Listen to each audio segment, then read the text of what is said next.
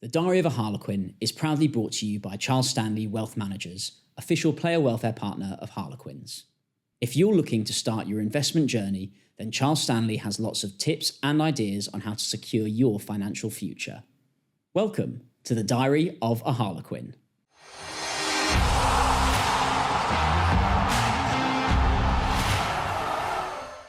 I'm your host, Joe Yates-Round, and today we'll be talking to Santiago Garcia Botta.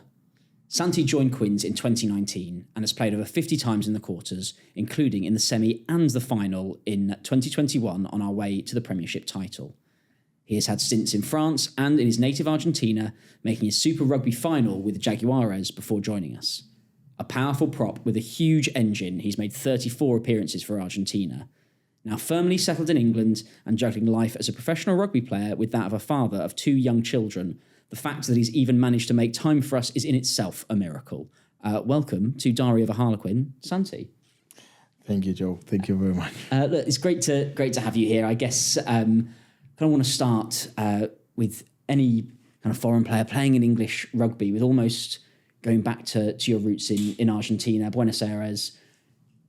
How was your path into rugby? Was that something that you were kind of always felt like you were kind of destined to play rugby, or was there football, I imagine, in Argentina, other sports? Was it always sport for you? Yeah. I mean, I think it's important here to note that in Argentina, rugby is fully amateur. So then it's like, I was into the sport like from a very, very young age, but obviously fully amateur. So then it's like you keep growing and probably the game starts getting more kind of serious, but it's still amateur. So then it's like, I was thinking of me becoming like probably a lawyer or something else, and then keeping playing rugby. But then I was preparing for my life as well but then things started going to in another way, and rugby started to become not professional, but I started playing for probably youth teams in Argentina, and then an opportunity came in France to play, and then I started playing for Argentina, and then Super Rugby, and then I was fully professional athlete, and then I'm here being a rugby player.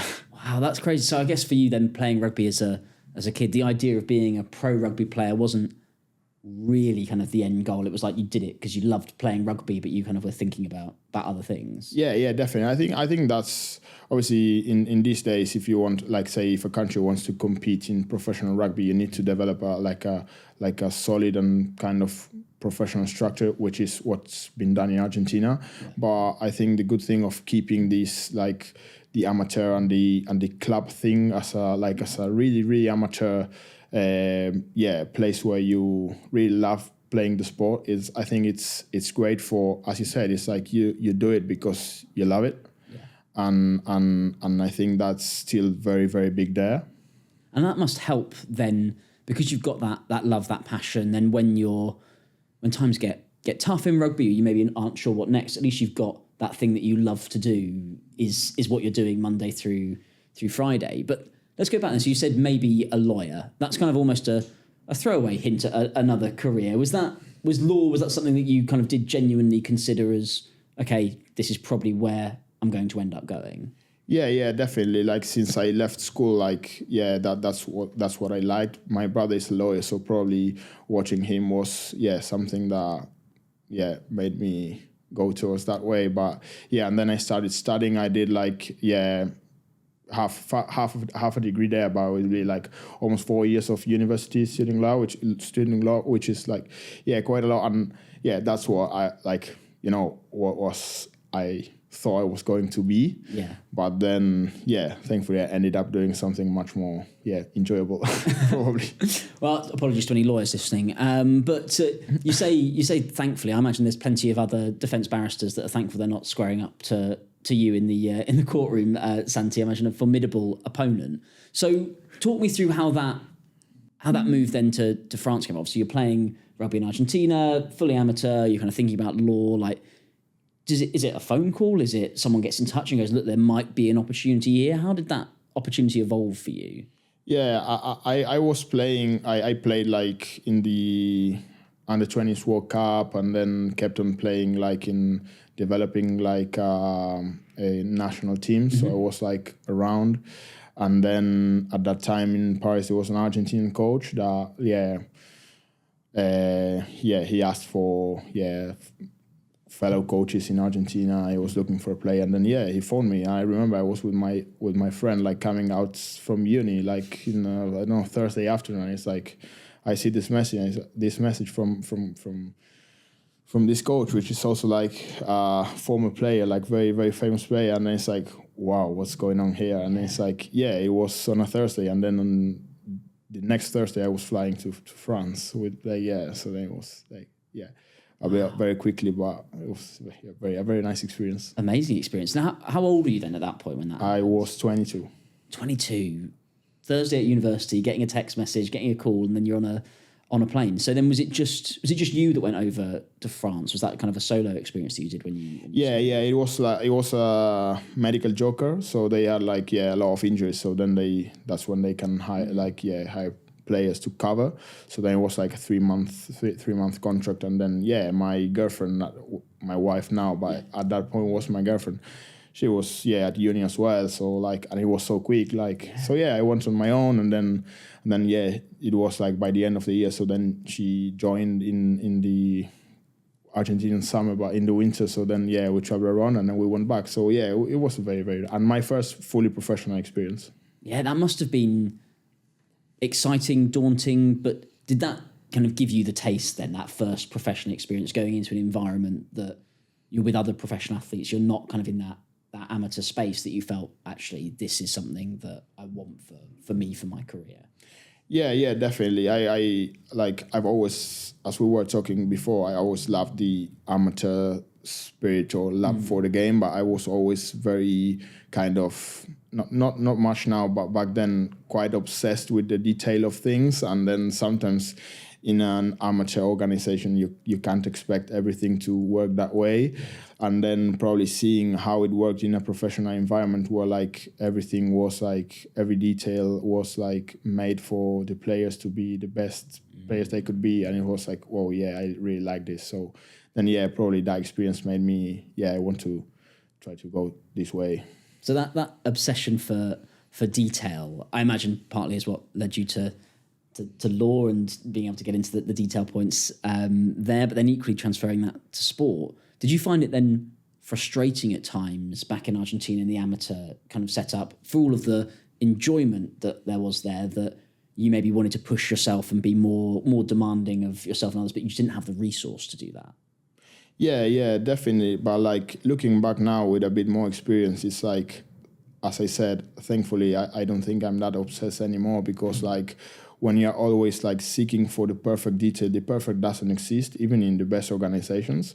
So then if you are seeking for the perfect and super detailed thing, it's you will always be complaining or annoyed because things should be this way, instead of hey, look, things are quite well as they are. Yes, we probably can improve, or we have the resources to do this and that, and we can be better, but you can't just be focusing on what needs to be done instead of, look at what you have, So that's how I feel now. But back then I was complaining all the time, probably. But I guess that's why you are kind of sat in the chair that you're sat in as the professional rugby player with this great career so far.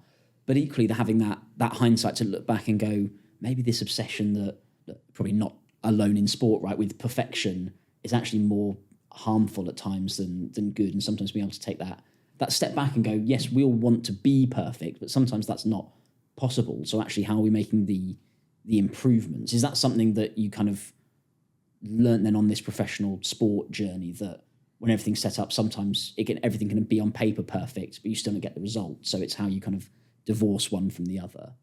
Yeah. And also I think obviously talking from my personal experience, you idealize sometimes certain things, and then it's say looking to maybe your other clubs or other organizations or other rugby national teams, it's and then it's perfect, as I said, perfect doesn't exist, even in places where there's a lot more resources or staff or whatever, and it's and then you realize those things. It's oh wow, how wrong I was, being all the time complaining or demanding for more. So then that period in France, that was a 3-month sort of, as you say, like injury, joker, wildcard sort of signing.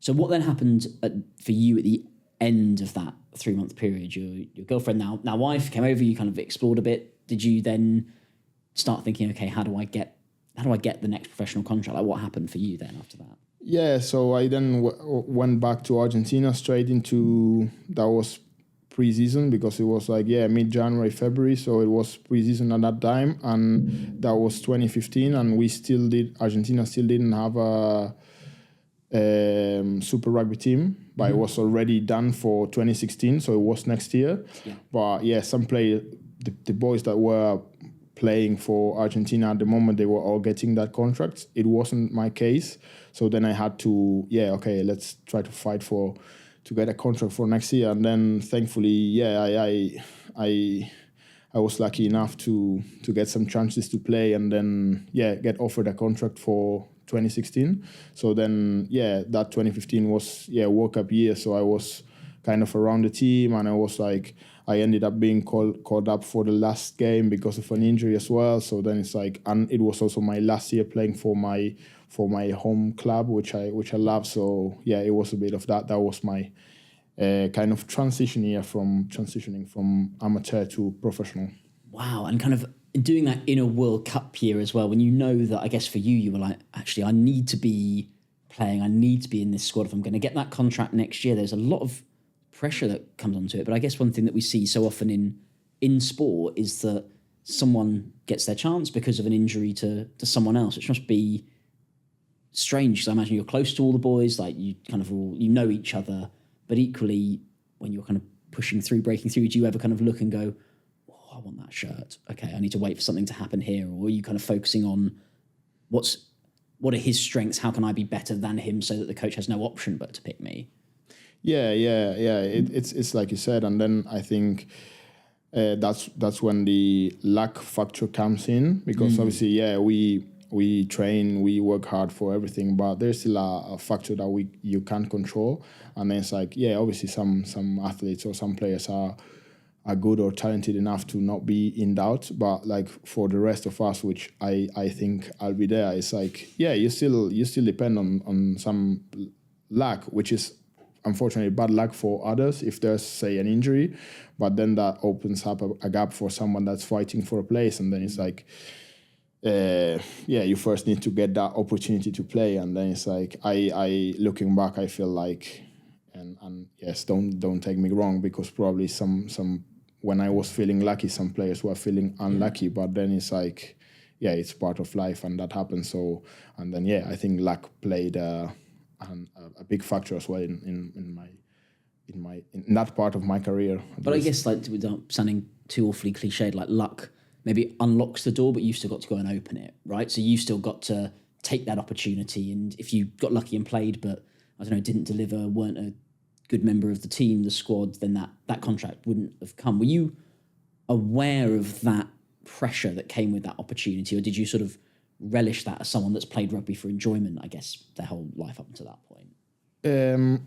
I think I wasn't feeling the pressure that much, thankfully. I don't know why, because I probably feel it a bit more now, but back then I was like, as you said, like, it was also a learning. It's like, you need to be ready, because you never know when you'll get a chance, and sometimes in the sport it's like, maybe when you are a bit like relegated, because it's like, it's not room for everyone. Like, coaches have to select some players, and some others will not be picked, and it's like, it's easier then to, like, not, I won't say give up, but maybe like, feel super frustrated. But then if on the other hand you are like, keep on working hard and being ready, then if you have the chance to get an opportunity, that's when you can use it, and as you said, it's like you're better prepared for it. So what was that experience like in 2015 World Cup over here in England, kind of getting that call up towards the end, I guess, of the tournament? Were you kind of already in the UK, kind of waiting for that, or did you have to fly over? Like, how does that work, kind of? Oh no, it's actually very funny, because I was like, it's a bit of a long story, but I was yeah, I think the tournament there, like with my club was over. We lost this in the semis, but I got a double yellow card on that semi because I was a bit frustrated. I got a yellow card and started chatting to the ref. Obviously, it's not the right thing to do, and he gave me a second yellow. So then it was like technically suspended at least for a week, and then I realized that I was like in reserve for the World Cup. So then they said like, look, man, it's like if something happens, you were the one coming. So then I had to go into the ref's changing room and say sorry to him. Wow. Because I was actually sorry, but it wasn't something I was probably going to do. But so I go and say like, sorry, I was very frustrated, angry. I'm sorry for that. And it's like, don't worry, I will just pass only one yellow card. So, and then he did that, and then almost a week later, I was going into training again. It was a Thursday morning, and I was waiting for. I left my house. I was doing with my parents, and obviously left the house. I said bye to my dad who was at home, and I was doing carpool with someone else that was going to train. I was waiting for him, and then the manager calls me and it's like, "Hey, look, where are you?" And it's like, "I'm going to training. Go back. You need to be in the airport at say 11." And it was 9 in the morning. And it's like, wow. Why? No, you need to come. It was, I think, Marcos Ajersa was like picked an injury and you need to come. It's like I was phoning the guy that was waiting for. It's like, hey, look, I'm sorry, I'm going to. I was like, oh yeah, go. And then I go back home and I come home and my dad is like, what are you doing here? I'm going to England. And it's like, why? And then it's like, all of a sudden I was in the airport on a Thursday, and then the game was on a Friday evening. So I landed in Heathrow early morning on Friday, and the game was on Friday evening, and I was on the bench, and the coaches gave me the chance to at least step in for a couple of minutes, which was like, a dream came true for me. Wow. So hang on. So Thursday morning, you're heading off to normal training, waiting for carpool, waiting to be picked up, and by the Friday night, you're playing in a Rugby World Cup. Yeah. That is. Thursdays are good days for you, Santi. Yeah. That's well, today's a Thursday, so today we're recording on a Thursday, so keep that phone on the table. You never know who's going to ring.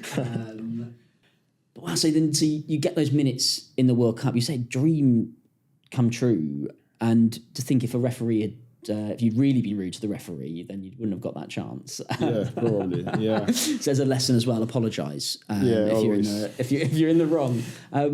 But wow, so that must have been a real world. I'm guessing then, did you have any family with you? Again, was that you were over in the UK kind of last minute, just you there, sort of like, I can't believe I'm playing in a World Cup? No, nothing. And like, I remember I was at the counter, like, and I was like, with my bag, and the woman's like, you're flying business class. And it's like, oh yeah, nice. But you don't have a return flight. And it's like, oh yeah, I don't really know. And it's like... And that was because, I was coming back with the team. It was like a charter flight. So then it's like, and I had to tell him. I was very shy of that. I was and it's like, I'm going to the World Cup. I was like, oh, wow. Like, I won't say anything. And it was funny. It's so funny. So the airport, they're like, you haven't got a return flight, but how long are you planning on staying in England for? You're like, I don't really know the details. Yeah, I didn't know anything, man. Yeah, at least there was something waiting for me when I arrived, because it's not in the border. It was probably an awkward moment. It's like, what are you doing here? I'm coming to play tonight. Yeah, I'm playing in the game tonight. So, wow. So what happens then? So what does a Saturday look like then? Are you then with the team? How long were they over in the UK for before you then went back to Argentina? Well, I think it was like, a month and a half, because that was the bronze final. So, it was, by the end of October. So, they and I think before that, they were in Portugal, like doing a kind of, pre-World Cup preparation. And then, but I just joined for the last 3 days. Brilliant. Just got the fun bit at the end. Yeah. Wow. So then, kind of coming out of that, is that then what led to your contract to play Super Rugby, kind of off the back of making that World Cup kind of squad right at the death almost? Probably, that meant I was around. I think I played just 4 minutes, so probably those 4 minutes didn't get me a contract, but like, I was around. And then, as I said, in 2015, it was a tournament played in, it was called Pacific Rugby Challenge or something, played in Fiji, I think. Yep. And And then we also played, before that we went, I think, to Australia and to New Zealand. So we played, not the Auckland Blues, but developing team from them. So then, I got some game time in there and so on. I was like a bit more with the team. And I think, after that was when the offer came. So I was like, very, very, very excited and happy that came to me. And to be there right at the start, I guess, of the professionalization, if that's a word, of the game in Argentina must have been really exciting for not just you, but equally that group of guys that was on that journey together, to suddenly be like, wow, okay, this is something that wasn't achievable maybe even 3-4 years ago, and we're here, we're doing it. What was that experience like, being able to have that first contract and play in Argentina? Yeah, I think it was one of the best experiences in my life, because again, it's like something you realize when it's over, because as you said, like a lot of people fought and worked a lot for that to happen. Unfortunately, after COVID, things like were scrapped a bit, and then it's like going backwards again. But it were like, I was there for 4 years, and it was like, playing Super Rugby. It's like what you used to watch when you were a kid, and it's like now you're playing that. I was still living in my home, training where I used to train, and driving to the stadium with my family in the stands every game, and then also the tours, because the good and bad thing is like we were traveling a lot, but at that time I was younger, wasn't married, didn't have kids, so and we were playing together with a group of people that most of us, we known each other for long, because we were like similar ages. So we used to play together in like youth level. So it was like, and we were the whole year together, because we were like playing the first months of the year, playing Super Rugby together, and then playing for Argentina in the last part of the year. So we were like all the time together, and it was like a very, very tight and strong and nice group. So it was really, really nice. It must have been so special to play your kind of club domestic rugby together, and then not have that thing where, it's internationals now, so some players are going, some players are staying. You're then going as a group again, kind of taking that camaraderie with you. That must have been, I don't know, just really inspiring to be around those guys, getting to do that for that 4 year period. I mean, if you didn't love rugby before, there's no wonder you love it so much now, right? Yeah. Again, it was like, because it could be like very good or very bad, because if the group is not strong enough, it's also tough to be like together for like all the time on tour. It's like seeing the same faces, but for us it was like such a nice group that we were like actually friends, enjoying that. It was like, it was very nice. I really enjoyed it. I don't blame you, as you say, but that is the risk, that if there were one or two bad apples, say that could be an awful environment. But I guess that's part then of the way the coaches cultivate, the way you guys all kind of police that you kind of kept that culture right. Yeah, and I think for us it was the tricky thing was like, again, it's like kind of doing a transition to and not to lose the amateur thing in us. So then it was like a big effort to try to create like this new identity of a new team, because for us it was very new to play for like a club jersey, which is like something new, which was actually like a franchise. So then it was like a big thing, try to create identity with that. But like I think the big effort was like, this new identity comes from this. So it's like all of what we feel for our, like what every player felt about their clubs and all that culture. Okay, we need to keep that. We are like professional team, and we want to compete and we want to win and all these things in the high performance sport, but we still want to keep this, and this is what will make us different probably, and I think that was like a very, very important part of it. Wow. So then it sounds like you're having a brilliant time, right, for that 4 year period. I mean, it's making some great memories with your friends, with your family, everyone close. So how did the move to Quins come about? Was it another Thursday, you were finishing training, the phone rings? Like what? How did that? Was that an ambition for you to have? Obviously, having that experience in Argentina, did you want to come to England, or was it luck? Was it What happened? Yeah, when I was younger, again, like still didn't know I was going to become a professional rugby player, but I always liked the Premiership, and then as a kind of family thing, we wanted to try and live abroad. So then after 4 years enjoying and having all that, we thought it was, as a family, we thought it was the right time to do it, to make the move. Yeah. And we were lucky enough to do it before COVID struck, and then all the players were like looking for somewhere to go, literally, because in the middle of the tournament it got like cancelled, and then it's like and then like all of the players were trying to get somewhere to go, and we moved like a couple of months before that, so we were like very lucky, and then we ended up in a fantastic club. So and it's enjoying what it comes to. It's a sometimes challenging experience of living abroad and far away from family, friends, and the place where we grew up as me and my wife. We're both from the same place, so but still enjoying it very much. Good. And as you say, so because you joined Harlequins the start of the 2019-2020 season, which then of course was COVID disrupted, but I guess I hadn't fully appreciated that in that same period when COVID hit, that's when, for all of your friends that you kind of were leaving back in Argentina, the Jaguares, that kind of just the plug almost got pulled. Was that hard to be over here and kind of seeing that happen from abroad? Yeah, it was very sad, because you were seeing like trying to think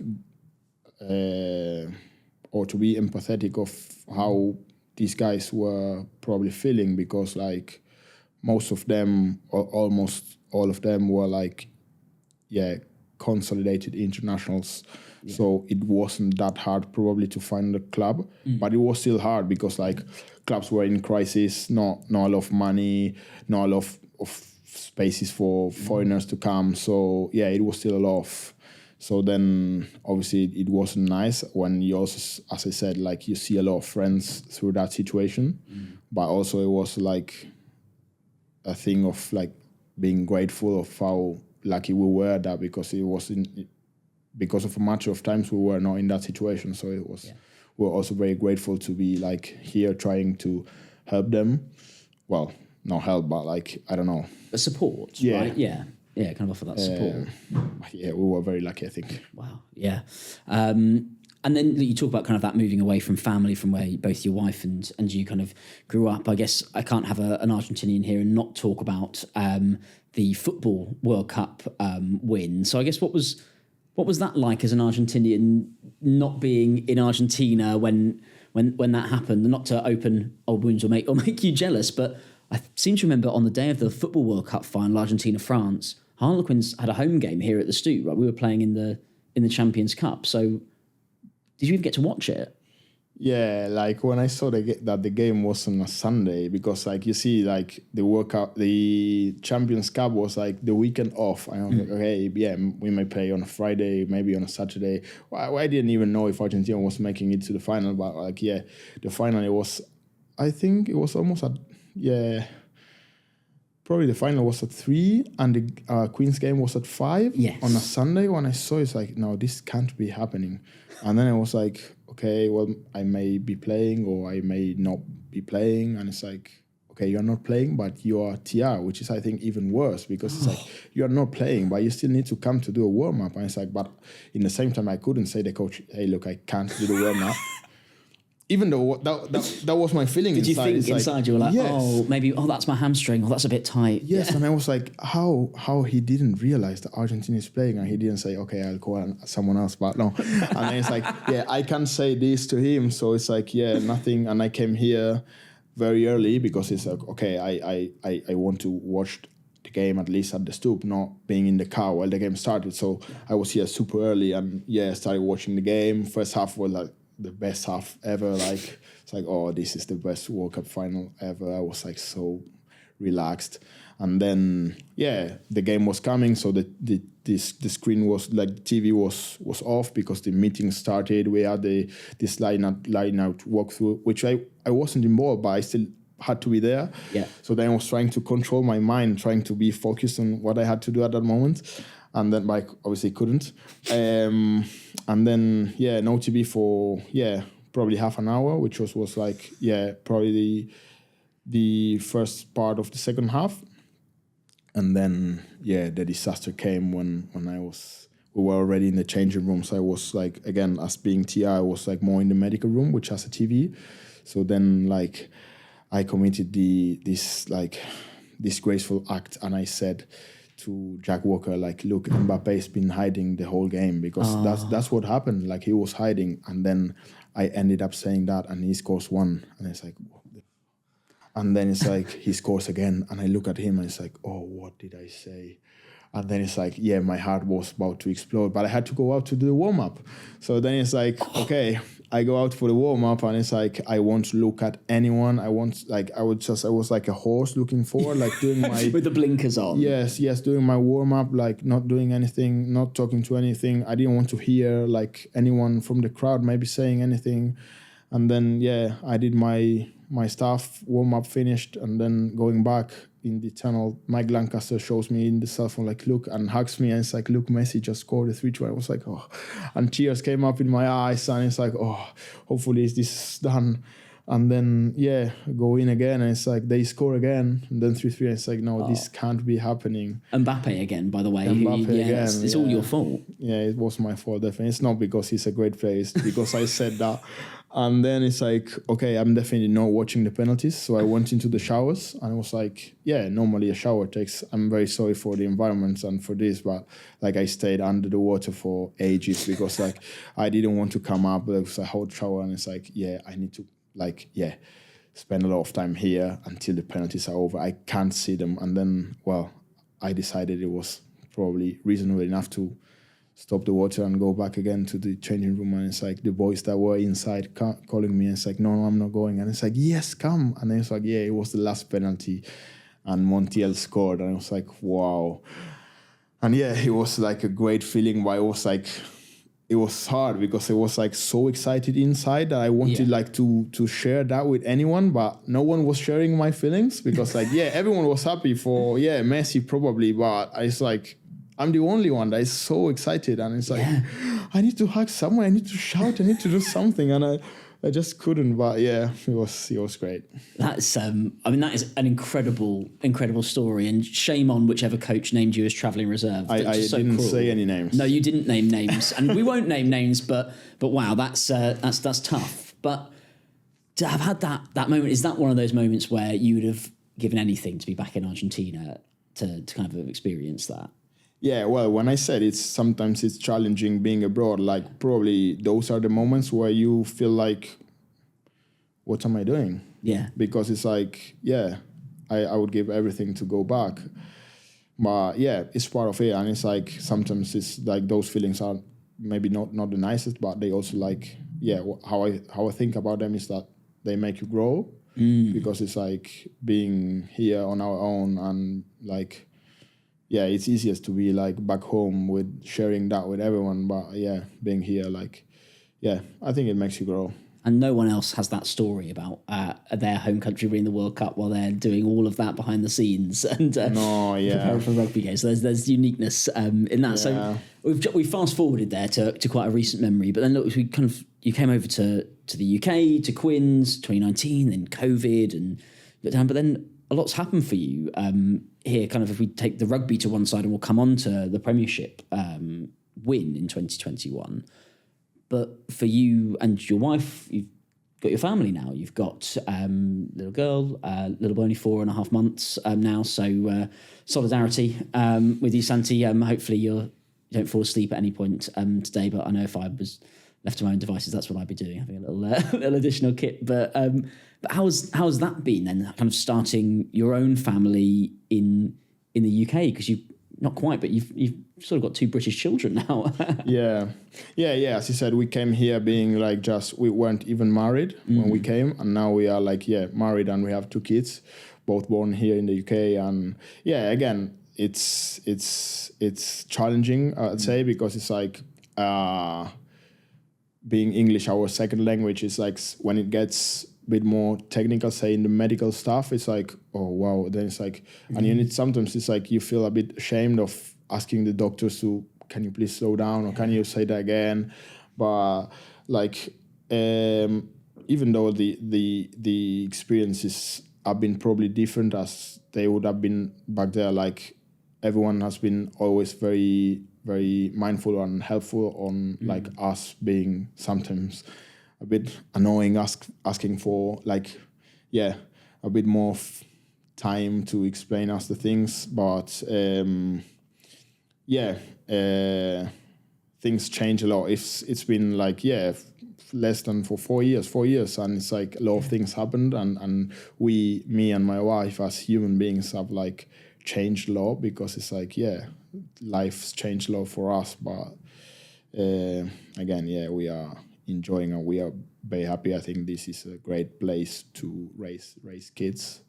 So, and is this somewhere that you think, not wishing to look too far into the future, but do you see the UK and England kind of being somewhere for you guys as a family that you look to stay, or have you got kind of one eye on, making sure that the kids feel that connection to Argentina? Have you kind of thought about that?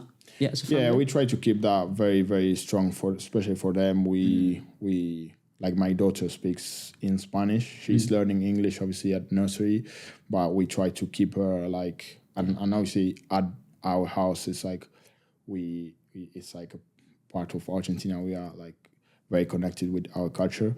But as I said, we are trying to get the most out of it. We probably in the long term, we look to maybe going back, especially because it's like, even though you are like super happy here, we will always be foreigners here.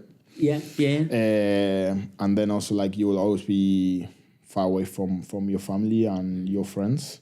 So then for us, it's like, try to get the most out of it, try to learn the most, try to give our kids the chance to learn from a young age to speak proper English, not as my English, which I can't get rid of my accent, but like I wish my kids speak like, both languages fluent and well. And then when that's done, I think probably it's time to make the move, but which again is probably not going to be easy, because we love our country, but sometimes it's a tricky place. But I think we would like to go back. Well, I would say you don't need to make any apologies for your English at all, Santi. It's head and shoulders above my Spanish, and I'm not even going to try.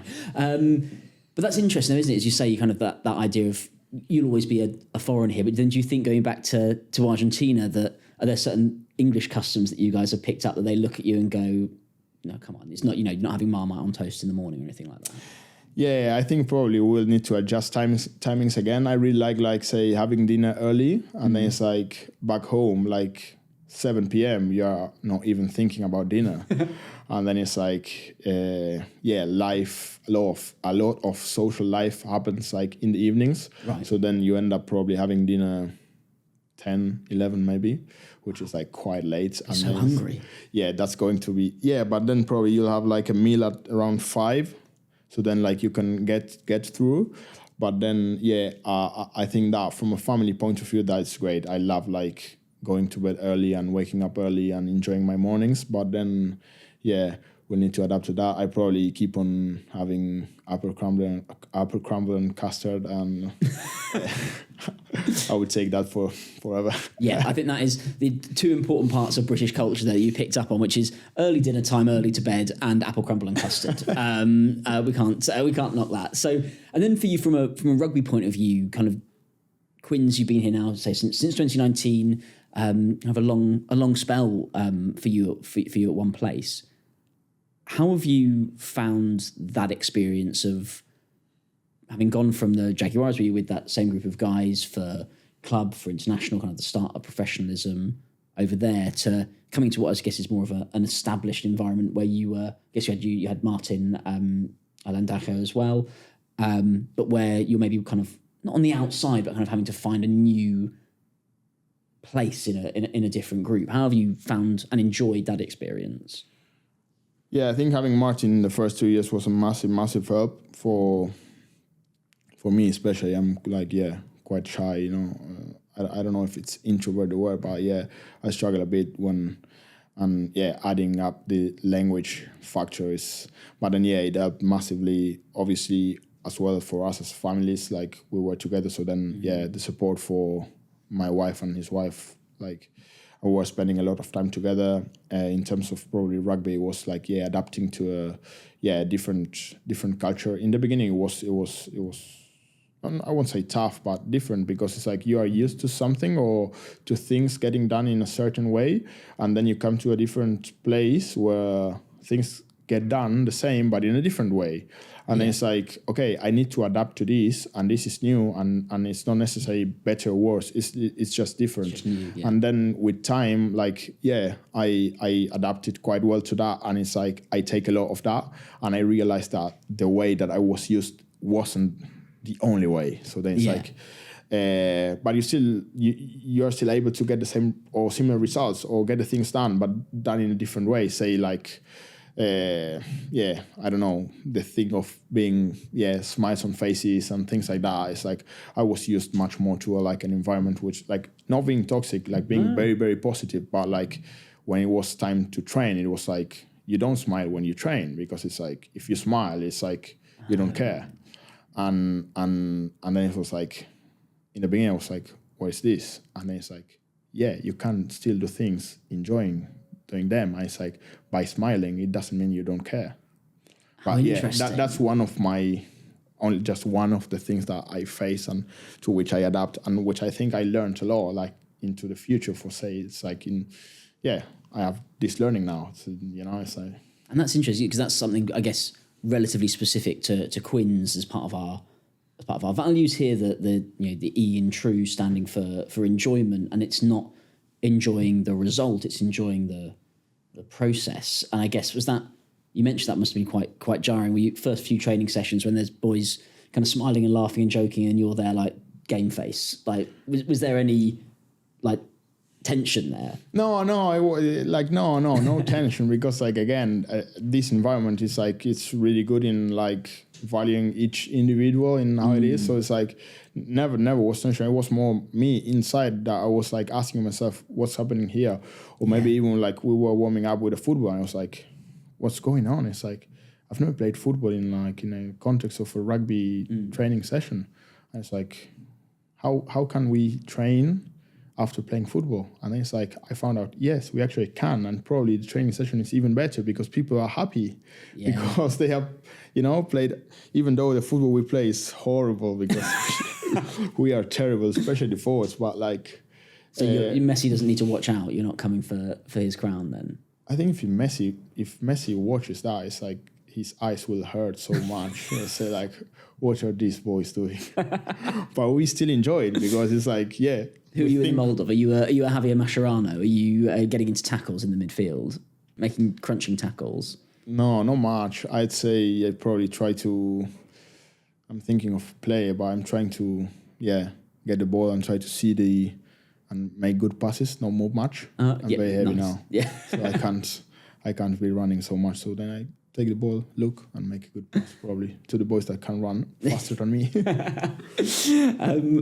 So that's so interesting, that those not even, I say cultural differences, but from club to club, let alone country to country with that move. But do you now feel kind of that Quins has been the right environment for you at the right point in your career? I know you re-signed last year, like it's somewhere that you feel at home with your family, but also with your rugby. Yeah, definitely. What I feel is like I would find it like very, very probably challenging going back to an environment different to this, because it's like, it's relaxed, but in the good way. Yeah, it's not that.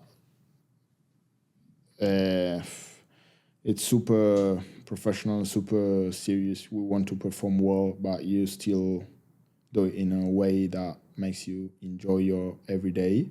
Yeah. Whereas sometimes, like, I think that if I had to go back to an environment where it's like from the Monday to the Saturday, it's like all bad faces, because if you smile, you don't care. It's like, yeah, it's hard. Do you think that kind of that chimes with you because of the way that you fell in love with rugby in the amateur days? Now, I'm not equating the two by any stretch, but saying that finding that enjoyment, that's the reason that you started playing rugby in the first place, was because you enjoyed it. So smiling when you were playing, rugby at school growing up, that wasn't because you didn't care, it's because you were loving it. And that Quins has been, or kind of came along at the right time for you to kind of be like, oh, actually, yes, I really love doing this, and I want to be in an environment where other people show that they love doing it as well? Yeah, definitely. What I think is like you need to get a balance, and then like probably when I was younger, and then coming back to the thing of like obsession with detail and all that, it's like I was super into that way of thinking of like being like super, more like kind of military orientated environments, and I still think sometimes it's good because you still need to be like directive or whatever, how you call it, but you can also find the balance in okay, sometimes you need to be like, doing the work that it needs to be done, and sometimes you need to, especially in rugby, sometimes the stuff that we do is not necessarily like enjoyable, and like, you enjoy it. We enjoy scrummaging or doing more defense or tackling or whatever, but it's like, it's not maybe something enjoyable like per se. It's like, It's the act of someone running into you is not fun. and you need to get it done, but it doesn't mean you can not be enjoying the whole. You know what I mean? It's like, so then getting into that balance, I think that like, that's one of my biggest learning from this environment that I probably take for forever, because like, maybe in the future, say, hopefully I get involved into some coaching or whatever. It's like, and the learnings I've got from here, it's like, you can still get into that balance, even in rugby, which is a game which is sometimes it's tough. It's a tough game because it's like physical, it's sometimes violent, but it's like you can still enjoy it. And I think, does that help? And we're going to talk about that run to the Premiership final. I can't have our most recent Premiership winners on the podcast without talking about it in some vein or form. But I think I want to link it into that idea of the smiles on faces, the enjoyment.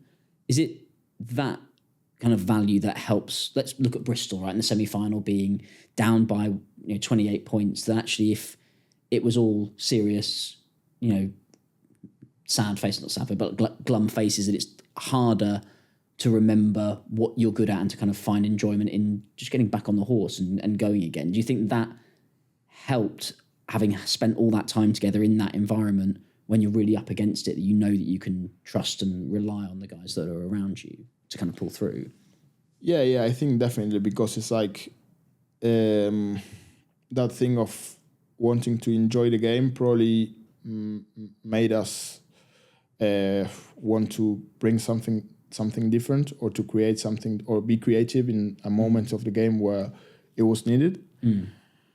Whereas if we are probably on the other side, very like structured, and as you said, with those phases, it's like, you won't bring something different. And if you are losing for 20 something points, you probably need to do something different. And then an environment that encourages that proved to, well, the results that we got that year, it's like, proved you can do things that way and even get results. Probably it's like, then you will have like a clash of theories or coaching styles or whatever, but it's like, in this environment, things work this way, and for us, they've been like this. And I think, but having, as you say, that license to go and be unconventional, to try something different at 28-0, doing what you've been doing for that first half, but with more focus or more serious, is not going to turn the game around. So you kind of have to go be brave enough to say, okay, we're going to try something new now. Is that player led and kind of coach supported, or kind of what's the ratio there between the two in moments like that? I think probably in this club, the group of players or the leadership group is like, the input is like really important, and then obviously the guys that were on the pitch that day were the ones in charge of doing that. But also I think that if say the coaching staff doesn't allow that to happen, and some coaches want to have like sheep that obey, and it's like sometimes it works, but like you will never get that. Whereas here, probably giving the players the kind of freedom to be themselves, or to create, or to try different things, allow this talented group to do the things that they've done that day. And what was that experience like? You talked about, obviously playing in Argentina with that group of mates for that 4-year period. What was it like with this group of players? You say, playing with smiles on faces. It sounds like there's, every time I speak to anyone involved in that group, there was a real bond connection but between them. What was that like for you, kind of being part of that, lifting the Premiership trophy after that final at Twickenham against Exeter? Was that another kind of pinch yourself moment after the late call up to the World Cup, like being involved in that squad, in that environment, in that success? Yeah, definitely it was. Again, it was something that I was never expecting to happen to me. So then it was like, I was still not believing what was happening to me, because it's like a couple of years ago, like I wouldn't even think of myself being here, and now I'm here. I was like, trying to enjoy every second of it, and I think I did. But it's a memory will be with me for forever. But again, it's like when I was a young player, I just wanted to play for the first team in my club. That was my goal. Yeah. And then like seeing myself in Twickenham, I was like, wow, a lot of things happened in the middle. Yeah, a lot of things happened in the middle. That's the autobiography title right there, Santiago. I'm looking forward to reading that one, with a whole chapter about Argentina's World Cup win. So I'd like to ask you then, away from rugby and outside of rugby, one question we like to kind of to ask to get to understand, I guess, a little bit more is when it comes to like your personal life, personal finances. Are you someone who is a spender or a saver? Do you like kind of religiously like save money away, or are you kind of a bit impulsive? And maybe we have an answer before you had 2 kids and after you've had kids.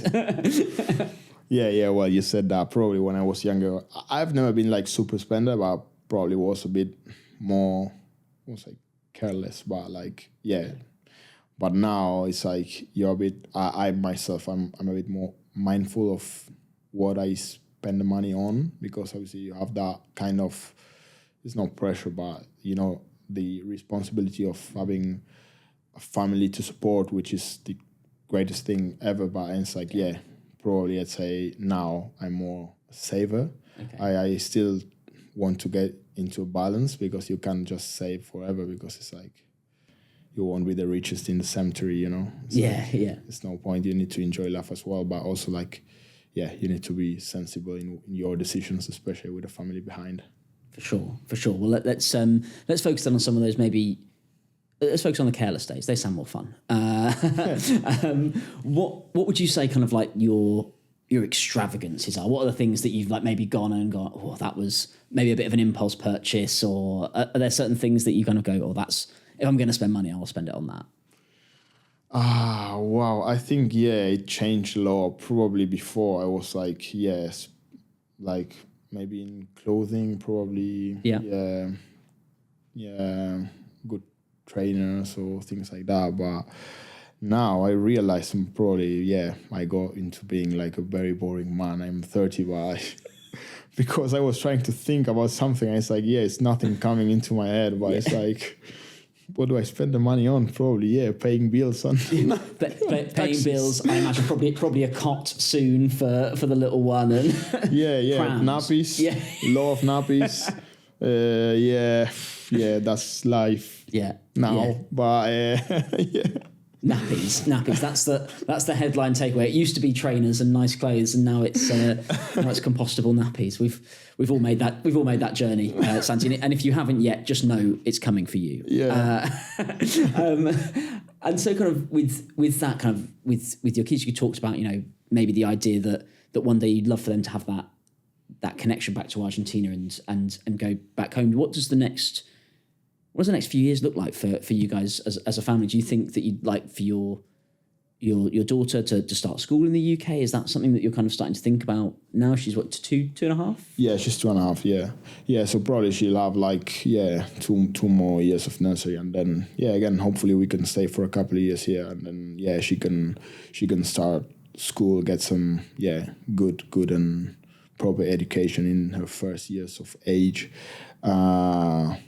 And then we'll see. It's like sometimes you can plan a bit what you want to do with your life, but then it's like you can't have everything planned, because it's like things change so quickly that then you need to adapt. Obviously, we have like a sketch in our minds, but we are open for that to change whenever. But ideally, staying here a couple of more years, get that first years of education for them in the UK, and then we will see. So there's no use planning because it's Thursday, so your phone might ring and you might be on a plane somewhere. Anything can happen, you know. So are you someone then with that? Obviously, you've had so many experiences in your life and career where, at the drop of a hat, like circumstances have changed. You know, you, as you say, you're going to the World Cup or you're moving to France to play rugby. Do you find that means that you try not to plan too much? You said there that, you know, a plan can always change. Were you someone that used to plan a lot with that kind of that detail side of things, and now you're a bit more, let's just have an idea, but let's see what I would be lying to you if I say that I'm super structured. So deep inside, I think I have everything is planned, but then it's like I've learned that your plans can go to the bin super quickly. So then it's like I don't mind planning, but also like I want to be mindful that I'll need probably to adapt quickly if those plans may change, which is probably what's going to happen, because like you can't control everything happening to you. So I'm pretty structured, but again, it's like trying to find that balance between structure and adaptability probably. And I guess if you picked law as a career, not rugby, you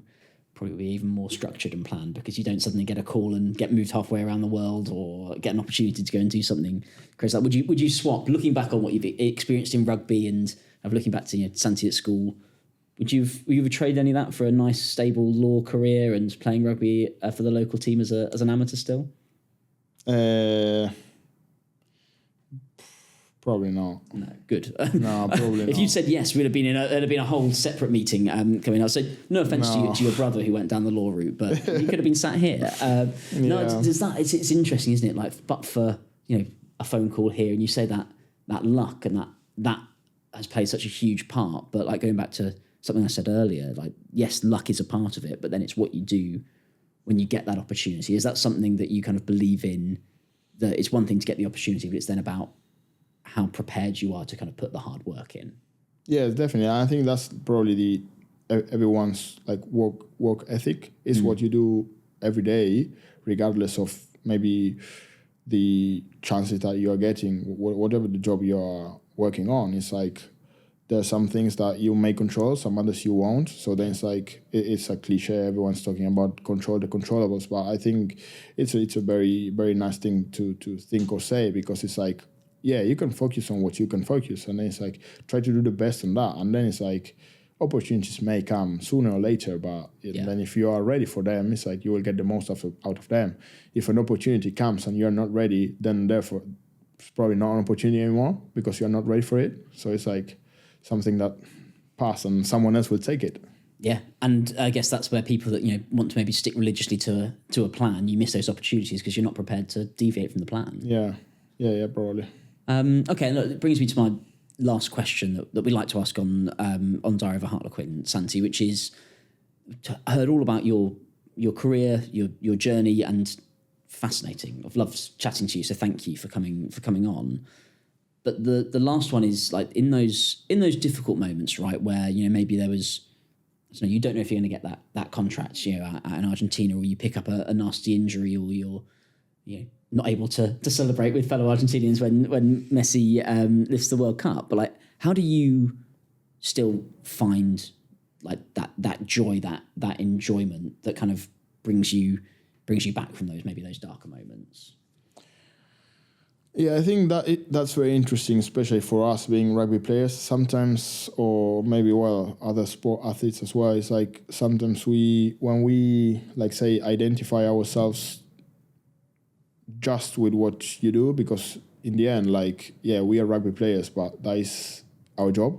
Mm-hmm. And sometimes, like, because of all the context of high performance sport and super professionalism and all that, it's like sometimes you may lose that focus. And then, like, when you are playing, scoring tries or being part of a winning team, that's so good and nothing happens. But as you said, when some challenging times come, which I won't include the World Cup thing, which was like very, but yeah, like really, really challenging situations. That's when you probably keeping that like on the place where it should be. It's like, say, we are rugby players, yeah, we do. We want to be the best we can be, yes. But we are also like, in my case, I'm a dad, I'm a husband. I want to be a good dad to my kids. I want to be a good husband to my wife. And then probably that, in my case, that's what makes me feel like when I'm frustrated or sad or whatever I may feel about like around my job, it's like, okay, yeah, my job is my job and my life is much more than that. And I think that applies for everyone, but because, yeah, we will get stressed, we'll get frustrated. We may even lose our jobs at one point. Even like us rugby players, it's like our careers are short. And then it's like, when that's over, if I'm just a rugby player, I'm no one anymore because my rugby is over. So then it's like, no. And I'm still like, I want to be, as I said, good dad, good husband. And then again, that family thing, I think is the best support we can get. And also like probably doing things or get interests outside the sport help as well, because it's like, say, if you're injured or if you're not getting much game time, you can still like focus your head into something else apart from rugby. So I think finding that balance is what makes like, yeah, a healthy mind to carry on. Santi, that is incredibly insightful, and I've absolutely loved talking to you today. Thank you so much for coming on the Diary of a Harlequin. Thank you very much.